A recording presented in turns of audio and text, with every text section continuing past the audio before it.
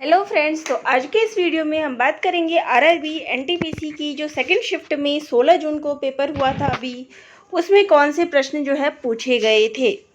तो पहला प्रश्न है, प्रार्थना समाज की स्थापना कब हुई थी? तो ये हुई थी 31 मार्च 1867 को। अगला प्रश्न जो आया था वो है, मानव शरीर की दूसरी सबसे बड़ी ग्रंथि कौन सी है? तो ये है अग्नाशय। अगला प्रश्न है, पुरातत्व अधिनियम कब लागू हुआ था? तो ये हुआ था 15 अक्टूबर 1959 को। अगला प्रश्न है, मनरेगा का फुल फॉर्म क्या है? तो ये है Mahatma Gandhi national rural employment guarantee act. अगला प्रश्न है, सिंधु घाटी सभ्यता की खोज करने वाला पहला स्थल कौन सा है? तो ये है हड़प्पा। अगला है, भारतीयों को जीडीपी का सबसे बड़ा हिस्सा निम्नलिखित में मिलता है? तो ये मिलता है सेवा क्षेत्र से। अगला है, बंदी प्रत्यक्षीकरण कौन जारी करता है? तो ये होता है सुप्रीम कोर्ट और हाई कोर्ट के द्वारा। अगला है, स्वेज नहर किन दो समुद्रों को जोड़ती है? तो ये जोड़ती है भूमध्य सागर को लाल सागर से। अगला है, कंदरिया महादेव मंदिर कहाँ स्थित है? तो ये है खजुराहो में। अगला है, गोवा को पूर्ण राज्य का दर्जा कब मिला? तो ये मिला था 1987 में। अगला है, भारतीय शास्त्रीय नृत्य की सबसे प्राचीन शैली कौन सी है? तो वो है भरतनाट्यम। अगला है, कारगिल विजय दिवस कब मनाया जाता है? तो ये 26 जुलाई को मनाया जाता है। अगला प्रश्न है, अल्ट्रा स्वच्छ नामक एक कीटाणु शोधन इकाई किस संस्था द्वारा विकसित की गई?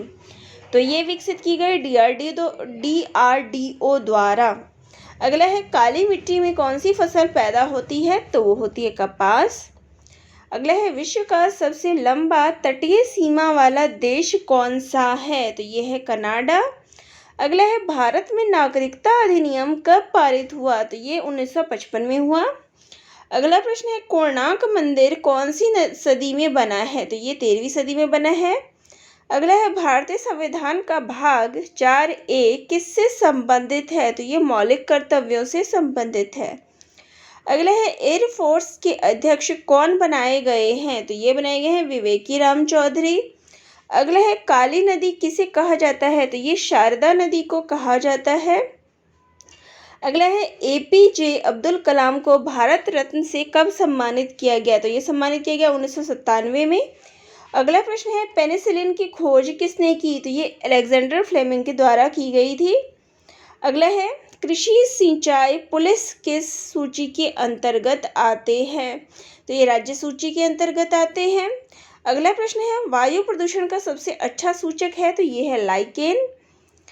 अगला प्रश्न है, कौन सी नदी भूमध्य रेखा को 2 बार काटती है? तो वो है कांगो नदी।